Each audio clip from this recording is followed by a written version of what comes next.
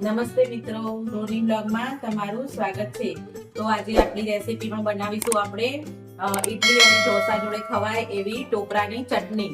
તો ટોપરાની ચટણી બનાવવા માટે મેં લઈ લીધું છે એક આખું ટોપરું લઈ લીધું છે। નાળિયેર જે આવે છે એ, થોડા દાળિયા લીધા છે, લીલા મરચા અને 2 ચમચી દહીં અને મીઠું અને પાણી અને આ છે ધાણા। આટલી વસ્તુથી આપણે બનાવવાની છે।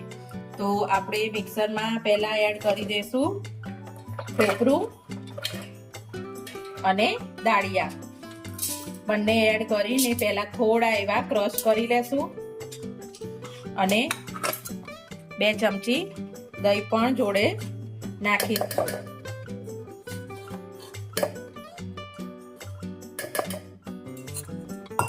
તો આપણે આટલું પહેલા થોડું એવું ક્રશ કરી લઈએ।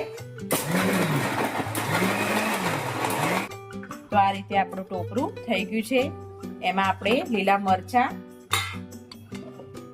મેં નાળિયેરનો પાછળનો ભાગ કાળો હટાયો નથી, અમને ઘરમાં બધાને ભાવે છે એટલે એ રીતે રાખ્યો છે। લીલા મરચા અને થોડા ધાણા, અમને થોડી ગ્રીન ઉપર થાય એ રીતની ચટણી સારી લાગે છે। અને હવે થોડું પાણી એડ કરીશું, આપણે અડધો ગ્લાસ જેટલું પાણી એડ કરી દીધું અને આપણે હવે પાછું ફરીથી એને ક્રશ કરી લેશું।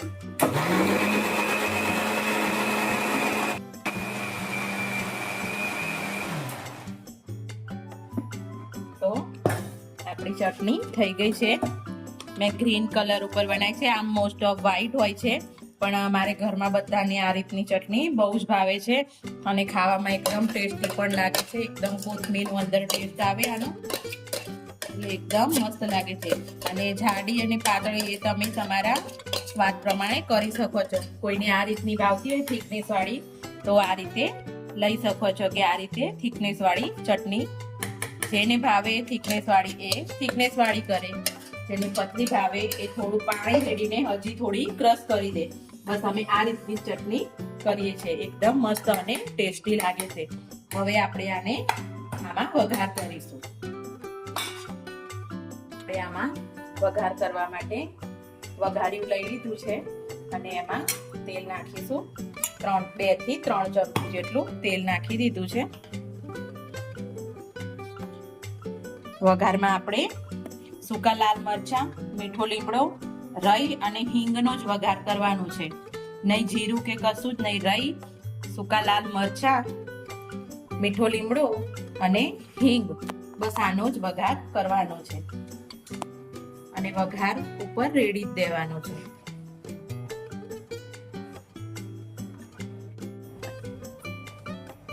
તો આપણું તેલ આવી ગયું છે। થોડું રાઈનું પ્રમાણ વધારે રાખવાનું રહેશે। ગેસ આપણે બંધ કરી દેશું।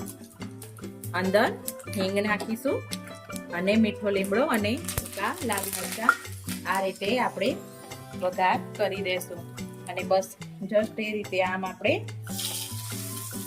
વઘારને બસ રેડી દેવાનો છે અને થોડી મિક્સ કરી લેવાની છે। બસ આ રીતે મિક્સ કરી લેવાની છે।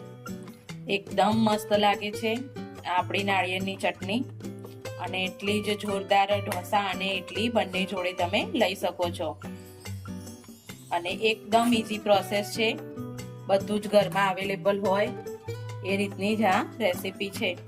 તમે દાળિયા ના હોય ઘરમાં તો પણ સ્કીપ કરી અને આ રીતે બનાવી શકો છો। તો મિત્રો, તમને અમારો આ વિડીયો ગમ્યો હોય તો લાઈક કરજો, શેર કરજો, સબસ્ક્રાઇબ કરજો। Thank you.